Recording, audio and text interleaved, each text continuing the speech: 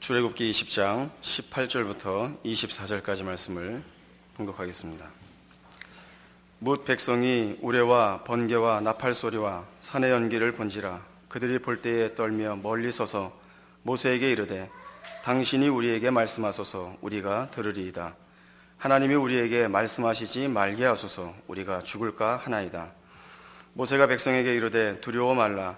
하나님의 강림하심은 너희를 시험하고 너희로 경외하여 범죄치 않게 하려 하심이니라. 백성은 멀리 섰고 모세는 하나님의 계신 암으로 가까이 가니라. 여호와께서 모세에게 이르시되 너는 이스라엘 자손에게 이같이 이르라. 내가 하늘에서부터 너희에게 말하는 것을 너희가 친히 보았으니 너희는 나를 비겨서 은으로 신상이나 금으로 신상을 너희를 위하여 만들지 말고 내게 토단을 쌓고 그 위에 너희의 양과 소로 너희의 번제와 화목제를 드리라. 내가 물은 내 이름을 기념하게 하는 곳에서 내게 강림하여 복을 주리라. 우리는 여러 주에 걸쳐서 십계명을 구체적으로 살펴보았습니다. 십계명에 나타난 하나님의 자기 계시, 자기 설명과 그가 요구하시는 자기 백성들에 대한 요구가 하나님이 목적하시고 계획하시고 그렇게 결과하실 내용이라는 것을 염두에 두시고 이제 오늘 이 하나님이 주시는 율법들의 의미와 함께 그것이 지향하는 목표를 마음에 가지고 이제 말씀을 대해야 됩니다. 이 율법들을 주실 때 오늘 본문에서 보는 대로 이스라엘 백성들이 하나님이 친히 강림하셔서 형체로 강림하신 것이 아니라 그 위엄을 보았죠. 그래서 하나님의 임재를 저들이 다 목격하고 두려워 떨었다라고 되어 있습니다. 왜 하나님께서 이렇게 직접 강림하셨는가? 가장 근본적으로 그러니까 기독교 신앙이라는 것은 경배와 믿음의 대상이 삼위 하나님으로서 그러니까 우리가 이해하도록 하자면 인격자로서 우리와 구별되는 한 존재라는 사실입니다.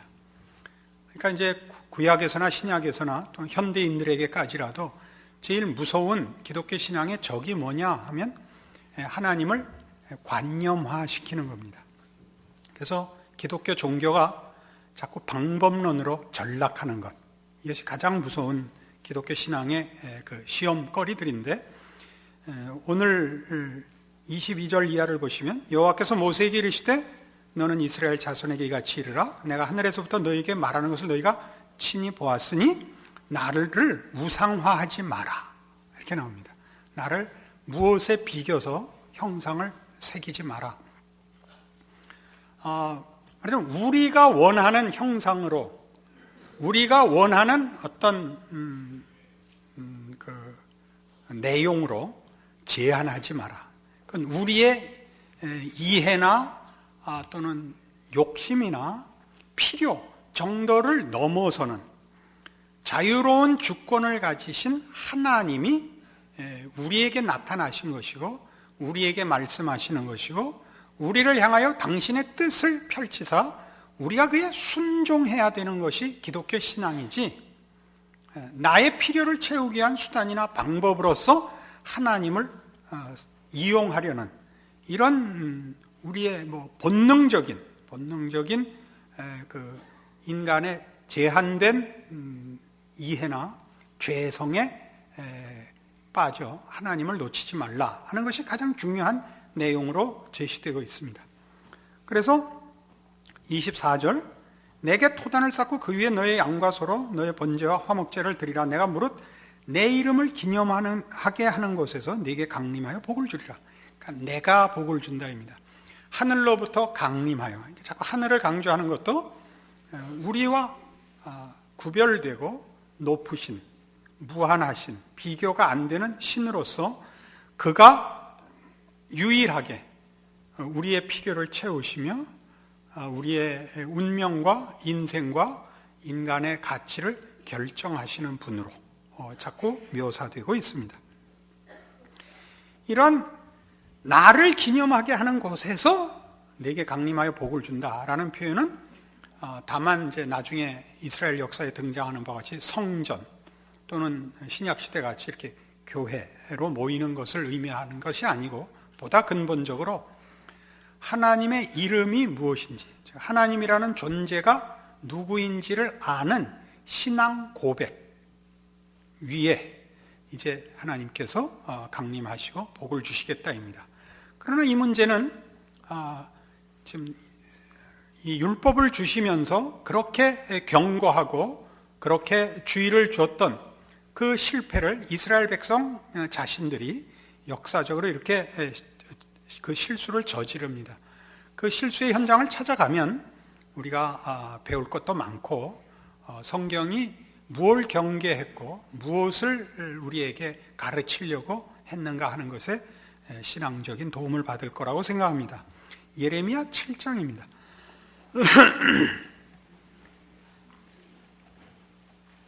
예레미야 7장은 1061페이지에 있습니다. 구약성경 1061페이지 예레미야 7장 1절 말씀부터 보겠습니다.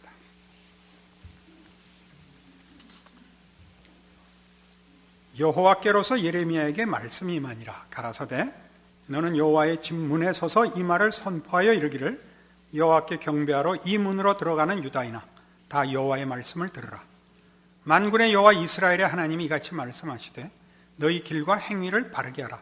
그리하면 내가 너희로 이곳에 거하게 하리라. 너희는 이것이 여호와의 전이라 여호와의 전이라 여호와의 전이라 하는 거짓말을 믿지 말라.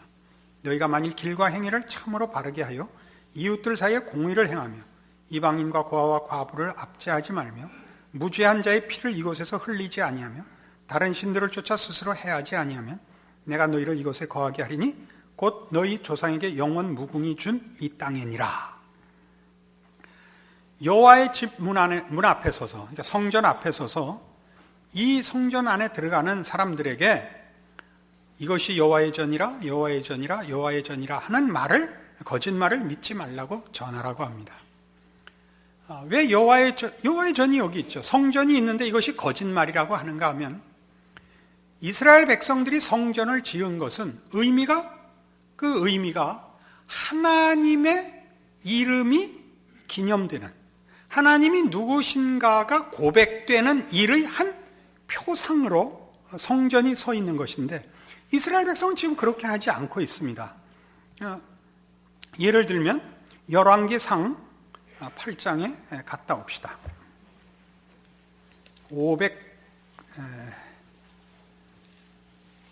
525페이지 구약성경 열왕기상 8장. 이 열왕기상 8장에는 무슨 사건이 기록되어 있느냐 하면 솔로몬이 성전을 짓고 하나님 앞에 기도하는 장면이 나옵니다. 이 8장 전체가 그 성전 낙성식에서 하나님 앞에 드리는 기도인데 오늘 집에 가셔서 다 찾아보시기 바랍니다. 우리 약속한 대로 ARS 한번 누르시고 까먹었단 말이에요 벌써. 그 미자립 교회 목회자 돕기 하기로 했잖아요. 전화 한 번씩 하시고 잊어먹고 안 한 사람은 한 번 더 누르시고 그리고 열왕기상 8장을 보세요. 이걸 지금 27절 이하가 가장 반복되는 기도의 공통되는 핵심입니다. 하나님이 참으로 땅에 거하시리까 하늘과 하늘들에 하늘이라도 주를 용납지 못하겠거든 하물며 내가 건축한 이 전이오리까. 그러나 나의 하나님 여호와여 종의 기도와 간구를 돌아보시며 종이 오늘날 주의 앞에서 부르짖음과 비는 기도를 들으시옵소서. 주께서 전에 말씀하시기를 내 이름이 거기 있으리라 하신 곳 이 전을 향하여 주의 눈이 주야로 보옵시며 종이 이것을 향하여 비는 기도를 들으시옵소서.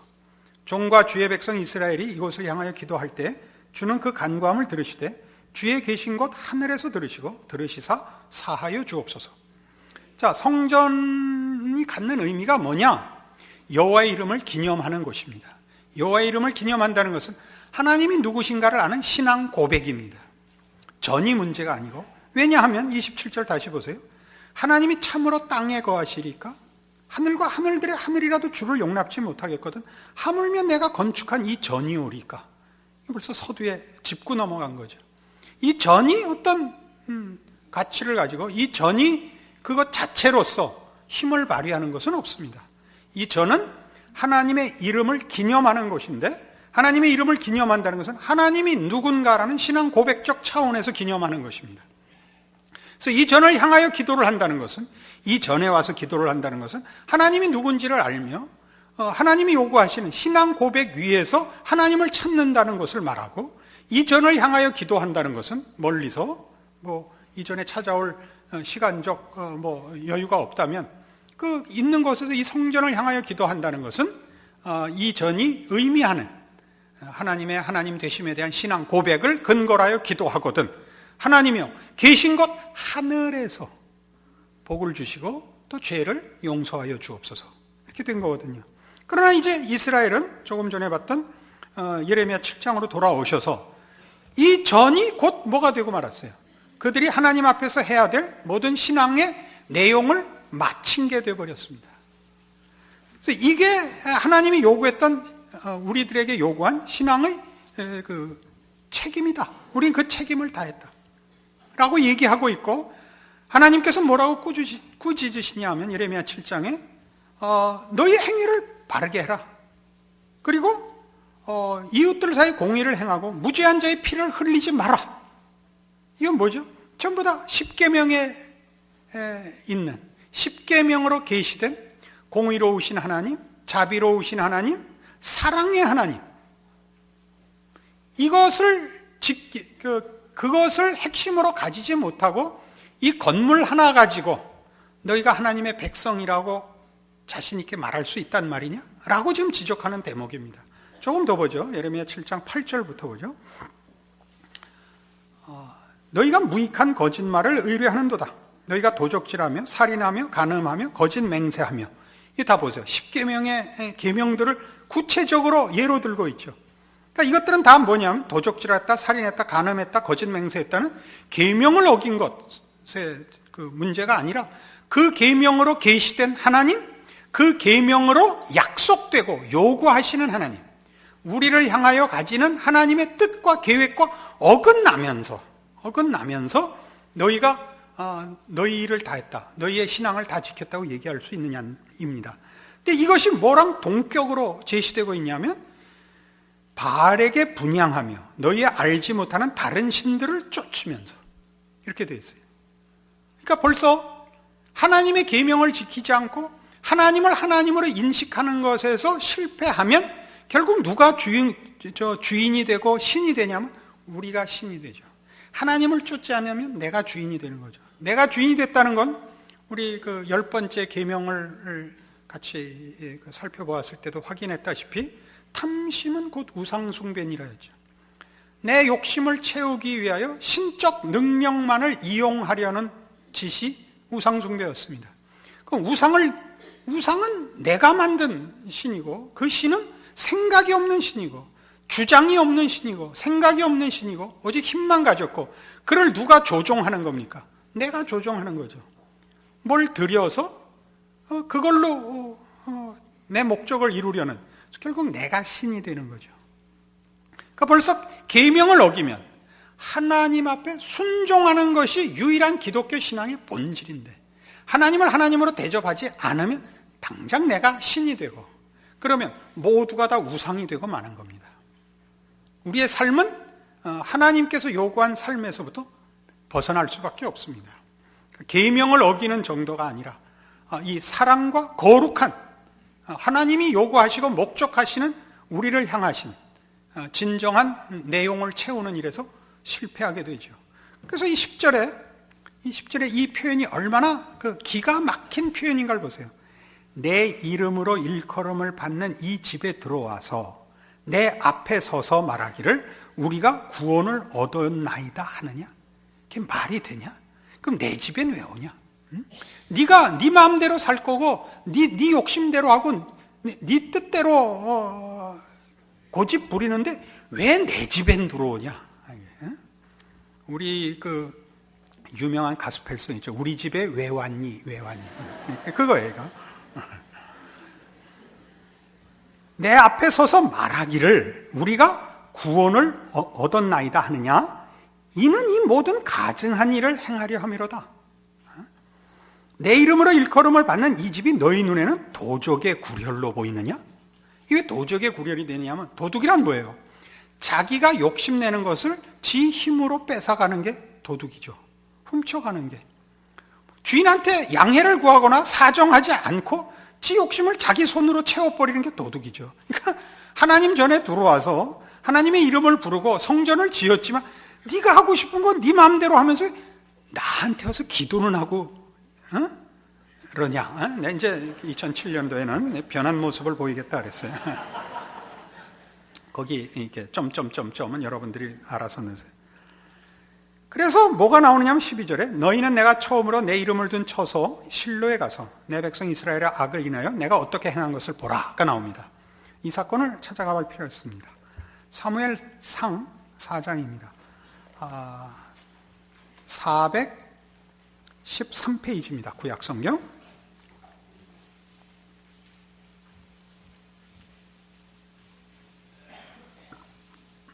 사무엘상 4장 1절 사무엘의 말이 온 이스라엘에 전파되니라.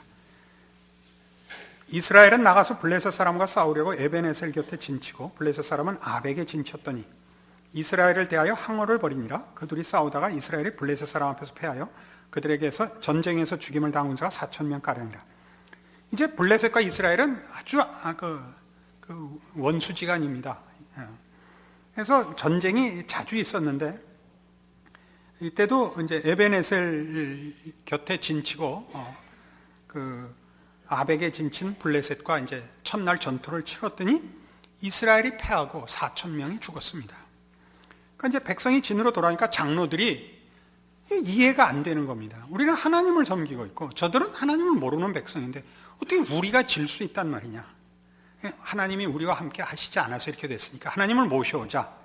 당시 하나님이 어디 계시냐가 이제 성막이 있고 그 성전을 짓기 전입니다. 그 성막에 실로에 있는 성막에 법궤를 모셔놓고 있습니다. 그러니까 법궤를 가지고 옵니다. 그래요. 하나님이 우리 진중에 임재하기를 바라고 그렇게 믿었던 거죠. 그래서 이제 법궤가 올 때 이스라엘 그 군사들이 이제 그 함성을 지르고 사기가 충천해서 블레셋 진영의 그 고함 소리가 들린 겁니다. 야, 쟤네들이 졌는데 왜 저렇게 큰 소리를 치고 저런 굉장한 사기 진작이 이루어졌냐? 가봐라. 그래서 가보니까 이제 법궤가 들어오고 있는 겁니다. 그러니까 돌아와 보고가 저들의 신이 진에 도착했습니다. 그러니까 블레셋은 블레셋이 믿는 신이 또 있었습니다. 큰일이다. 적진에 저들의 신이 도착했는데 그 신은 광야 생활 동안에 이스라엘을 지켜낸 전쟁의 신이다. 내일 전쟁에는 우리가 필사의 각오로 덤벼야지 어지간해 갖고는 우리는 질 수밖에 없다. 다음날 왕창 붙었더니 이번엔 3만 명이 죽는 불상사와 함께 또 이스라엘이 패했습니다. 그리고 법궤는 빼앗깁니다. 지금 그 역사적 얘기를 예로 들고 있는 겁니다. 내가 실로에 어떻게 행했느냐, 내가 이스라엘 백성에게 어떻게 행했는가 생각을 해봐라. 하나님을 수단으로 생각하고 하나님께 순종하는 신앙을 잃어버렸을 때 하나님은 냉정하게 외면했다. 너희들의 오늘 신앙을 봐라. 거기 어디 하나님을 아는 지식이 있으며 하나님의 거룩하심에 대한 감사가 있으며 그런 감사가 우러나올 유일한 조건, 하나님의 백성된 감사가 어디 있느냐? 하나님의 백성으로서 지켜야 할 하나님이 목적하여 명명한 하나님의 백성으로서의 삶의 모습이 있느냐? 라는 지적이 구약 내내 제시되고 있는 것입니다. 그래서 이제 오늘 우리는 이런 말하자면 시점에 왔습니다. 어떤 시점에 왔냐 하면 이 구약 성경이 왜 창세기부터 이런 식으로 쓰여졌느냐 할 때 우리 1차적인 그 시점을 이 시내산에 두고 있습니다. 시내산 시점은 뭐냐 하면 이스라엘 백성 입장에서 볼 때 이때 하나님을 만나고 친히 하나님의 임재를 경험하지 않습니까? 하나님을 만나고 하나님 앞에 이스라엘 백성은 선별된, 선택된 백성으로 하나님의 백성다운 요구를 율법으로 받습니다. 그때 이스라엘 백성이 당연히 할 했을 질문이 뭐냐면 하나님은 누구시며 우리는 무엇이길래 오늘날 이런 일이 생겼는가 하는 것입니다. 하나님은 어떤 분이시길래 우리에게 이 명령을 요구하며 우리는 누구길래 하필 우리 민족에게 이 명령을 내리시는가에 대한 답으로 말하자면 거꾸로 뒤집어서 창세기부터 하나님의 하나님 되심과 하나님의 뜻을 설명해 와야 됐었던 것입니다. 그러면 이제 우리 신약 성도들이 듣는 복음은 신의 산이 아니라 어디냐면 십자가입니다. 왜 예수님이 나를 위하여 십자가를 지시고 죽어야 된단 말이냐? 왜 구원을 받아야 된단 말이냐? 그리고 죄인이라는 게 무슨 말이냐? 그리고 내가 뭐길래 하나님 나를 위해서 죽는단 말이냐? 이런 동일한 질문이 나오죠. 그럼 우리 다시 신의 산의 이스라엘 백성들이 그 앞에 얘기부터 쭉 들어와야 됐듯이 우리 십자가 앞에 선 우리 하나님의 백성들이 구원함을 얻기 전에 듣는 게 아니라 구원함을 얻고서 되짚어 창세기로부터 하나님이 누구신가와 어떻게 당신의 목적을 우리에게 드러내시고 그걸 이루기 위하여 일하셨는가를 우리가 추적하여 항복을 우리가 하지 않으면 우리의 신앙은 사실 힘을 잃습니다. 그래서 우리는 이 십계명에 등장하는 하나님을 사랑하고 이웃을 사랑하라는 것이 하나님의 그 성품 중에 하나님 되심에 가장 으뜸되는 성품으로 제시되고 있고, 물론 하나님은 거룩하시며 영원하시며 또 뭐 전능하시며 등등의 다른 신적 요소와 신적 영광이 있습니다마는 자기 백성들을 향하여 논할 때 또는 그의 창조 세계를 다스리는 주권자로서 당신을 설명할 때 성품적 내용을 먼저 앞세우십니다. 우리는 이걸 예전에 시편 103편을 근거로 하여 한번 나눈 적이 있습니다. 이 하나님의 어떠하심과 이 하나님이 자기가 만든 창조 세계와 자신이 지은 인간들의 운명과 그 존재의 궁극적인 목표에 대해 어떤 뜻을 갖고 계시느냐를 펼치는 것이 성경입니다. 우리의 신앙은 언제나 이것에 대한 항복과 함께 가지 않는 한 우리의 신앙은 사실 클 데가 없습니다. 구원을 얻어놓고도 가난한 신앙생활을 하는 이유는 언제나 이 이해에 대한 부족입니다. 이 일을 위하여 성경은 이런 하나님이 어떤 분이냐와 함께 지금 오늘 본 바로 그 본문 출애굽기 20장에 등장하는 하나님이 제시한 모든 계명들이 하나님이 어떤 분이냐를 계시하시며 하나님이 자기 백성들에게 무엇을 목적하시는가를 계시하십니다. 명령들로 되어 있지만 그것은 동시에 하나님의 약속이요 의지이기도 한 것입니다. 하나님이 당신을 나타내실 때는 관계를 맺고 항복을 받아내기 위하여 찾아오시는 것이며 하나님이 우리에게 명령을 줄 때는 우리 보고 지키라고 하는 것입니다마는 좀 더 신적 지위에서 그것을 이루도록 하고야 말겠다라는 약속이 이 명령 속에 내포되어 있습니다. 우린 그것을 예수 그리스도 안에서 확인할 수 있습니다. 마태복음 21장에 가보십시다.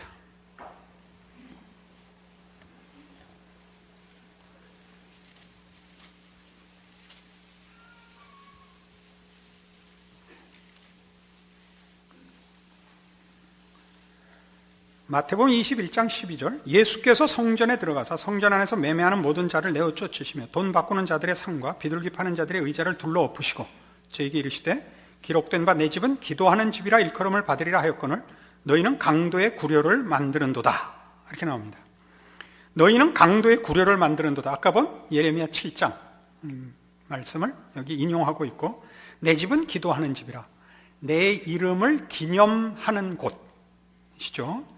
하나님이 누구신가라는 신앙 고백이 이루어지는 것, 그 신앙 고백을 근거로 하여 하나님 앞에 나오며 기도하며 복을 받는 이 일의 하나의 표상이 되는 곳을 너희는 뭘로 만들었다? 강도의 구렬로 만들었다입니다. 근데 같은 이 사건을 요한복음 2장에 가면 같은 사건인데 예수님의 다른 말씀을 기록하고 있습니다.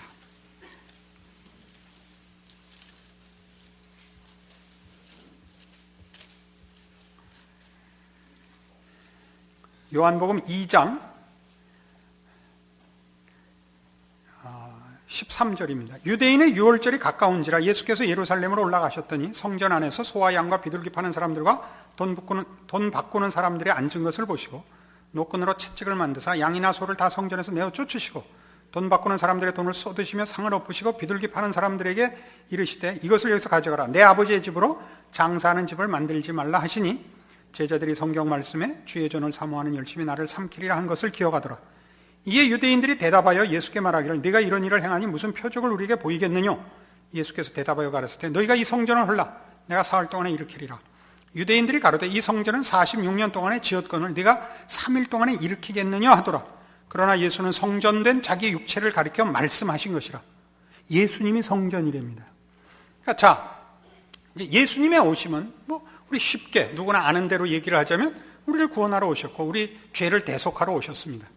그러나 그것이 갖는 의미는 매우 큽니다. 하나님께서 당신이 어떤 분이신가를 우리에게 밝히시되 지금 신의 산 계명을 통하여 율법을 통하여 밝히시는 것은 하나님은 거룩한 하나님이십니다. 그러나 그는 자비로우시며 은혜로우시며 사랑의 하나님입니다. 우리 이것을 요한 1서 4장에서 지난 시간에 충분히 살펴봤습니다. 그리고 우리에게 당신이 그러하듯이 우리 보고 사랑하라고 명령하십니다. 하나님을 사랑하고 네 이웃을 사랑하라고 명합니다. 그래서 큰 복입니다. 그렇죠. 그러나 우리는 그렇게 할 실력이 없습니다. 그래서 이 계시들과 하나님의 하나님 되심에 대한 계시와 하나님의 목적에 관한 계시는 우리에게 명령으로 여기 그 형태가 주어졌지만 사실은 약속이라고 했죠. 그렇게 되게 하시겠다는 약속으로서 계시됩니다. 그것을 우리는 예수 안에서 발견합니다. 성전된 자기 육체. 예수 그리스도의 죽으심이 그러니까 하나님 아버지를 기념하는 곳을 만들 실력이 없는 우리로 하여금 하나님의 이름을 기념하는 곳을 만들 수 있게 합니다. 예수만이 그 일을 합니다. 진정한 성전이 되시는 것입니다. 그 문제를 우리는 요한복음 14장에서 확인합니다.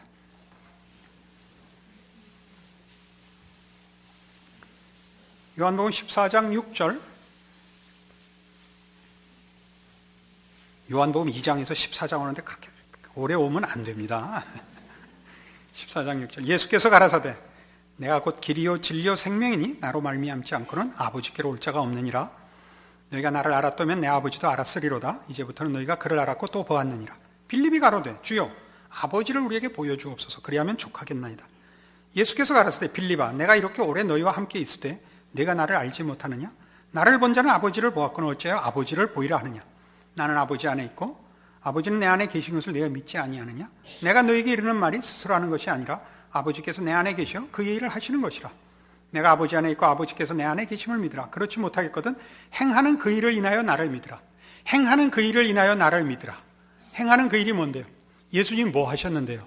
그렇게 많이들 오용하듯이 예수님은 병자를 고치시고 가난한 자를 돌아보시며 배고픈 자들에게 먹을 걸 주셨습니다. 그러니까 우리 쉽게 예수를 믿으면 복 받는다.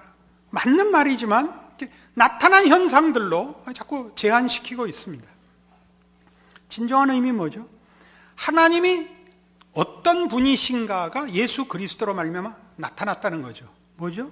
네 이웃을 내 몸같이 사랑하라가 나타났죠. 그건 하나님만이 그러시고 성자 하나님께서 그리 하시사 성부 하나님의 어떠하심을 나타냈습니다. 내가 하는 걸 봐라. 내가 한 거 보면 모르겠냐? 성부 하나님이 어떤 분인지 나를 본 자는 성부 하나님을 본 자니라 라고 얘기할 수 있는 겁니다. 그걸 우리에게 요구하고 있습니다. 윤리 도덕의 문제가 아니고 기독교 신앙만의 문제이죠. 그래서 이렇게 나오죠. 내가 진실로 너에게 이르노니 12절입니다. 나를 믿는 자는 나의 하는 일을 저도 할 것이요 또한 이보다 큰 것도 하리니 이는 내가 아버지께로 감이니라. 주께서 주구사 이루신 그의 진정한 성전된 예수 그리스도의 그 사역은 이제 우리 모두로 하여금 진정한 기도를 진정한 하나님의 자녀된 자리를 얻을 수 있게 하는 것입니다. 그러니까 성부 하나님이 요구하셨던 게 계명으로 드러난 하나님이 어떤 분이신가이면서 동시에 하나님이 그의 자녀들을 부르시되 그 자녀들을 당신을 닮은 자녀가 되게 하시기를 원한 것이 우리 십계명으로 대표되는 율법에 가장 잘 드러난 내용인 것입니다. 우리는 그걸 지키고 따라갈 실력이 없습니다. 우리는 되지 않습니다. 주께서 오시사 우리를 죄 가운데서 구원하시고 하나님의 자녀로 새로 빚으사 성자 예수님이 한 일을 우리 모두 할 수 있게 하겠다는 것입니다. 기적에 관한 문제가 아니라 그걸 더 넘어서는 하나님을 아버지라 부르는 신자의 권세와 지위를 말하는 것입니다. 그래서 이렇게 나오죠. 13절 너희가 내 이름으로 무엇을 구하든지 내가 시행하리니 이는 아버지로 하여금 아들을 인하여 영광을 얻으시게 하려 함이라. 내 이름으로 무엇이든지 내게 구하면 내가 시행하리라. 하나님의 이름을 기념하는 일이 우리는 불가능했습니다. 알지만 지식으로는 알아들었지만 우리는 못합니다. 왜요? 우리는 죄의 종이었거든요. 그러니까 예레미야 7장에 지적된 대로 이스라엘의 실패와 똑같이 우리 모두가 실패할 수밖에 없는 죄인된 운명이었습니다. 예수께서 오셔서 뭘 한 겁니까? 하나님의 이름을 기념하는 일이 우리에게 가능해진 겁니다. 하나님을 아버지라 부를 수 있게 된 겁니다. 예수 그리스도로 말미암아. 15장엔 이걸 더 분명하게 이렇게 얘기합니다. 15장 9절 아버지께서 나를 사랑하신 것 같이 나도 너희를 사랑하였으니 나의 사랑 아래 거하라. 내가 아버지의 계명을 지켜 그의 사랑 안에 거하는 것 같이 너희도 내 계명을 지키면 내 사랑 안에 거하리라. 왜 계명을 지키라 그러죠? 이 계명은 단순한 법이 아닙니다. 준법 정신을 가지라, 규칙을 지켜라가 아니라 하나님의 어떠하심을 소원하고 그 하나님을 닮는 자가 되라죠. 그러니까 계명은, 율법은 조건으로 제시된 것이 아닙니다. 이걸 지키면 복을 받는다가 아니라 그것을 지키는 것이 유일하게 하나님의 복을 누리는 경로인 것입니다. 우리 예를 들자면 부모를 공경하면 효심을 가지는 것이 복입니다. 부모가 공경받을 만하냐 안 하냐는 2차적인 문제입니다. 여러분, 잘못한 자를 용서하는 것이 그게 복입니다. 용서 안 하면, 정죄를 하면 그 마음에 평안이 없고 기쁨이 없습니다. 싸움은 승자가 없습니다. 아주 죽은 자와 거반 죽은 자가 남을 뿐입니다. 이것이 율법이요 선지자며 십자가입니다. 그러니까 내가 아버지의 계명을 지켜 그의 사랑 안에 거한다. 하나님의 계명은, 율법으로 계시된 하나님의 어떠하심은 전부 다 사랑이었거든요. 그러니까 사랑이란 뭐냐? 고린도전서 13장에 설명되는 바와 같이 사랑이 없으면 내가 없는 것입니다. 내가 아무것도 아니요 라고 번역되어 있는데 나는 없는 것이 됩니다. 그러니까 하나님은 사랑이시며 하나님을 믿는 하나님의 백성들은 사랑입니다. 존재가 사랑이라는 존재입니다. 존재의 인격과 성품이 그렇습니다. 사랑으로부터 뭐가 나가야 됩니다. 사랑으로부터 열심히, 사랑으로부터 지식이. 사랑 없이, 사랑이 아닌 것이 지식으로 나가면 그거는 정죄밖에 남지 않습니다. 자랑밖에 남지 않습니다. 사랑이 없는 열심은 자기 확인에 불과해집니다. 그러니까 사랑은 뭐라고요? 사랑은 자기의 유익을 구치 않으며 무례히 행치 않으며 모든 것을 바라며 믿고 바라고 견디는 것입니다. 그것이 하나님이시며 하나님의 그의 자녀들에게 요구하시고 목적하시는 것입니다.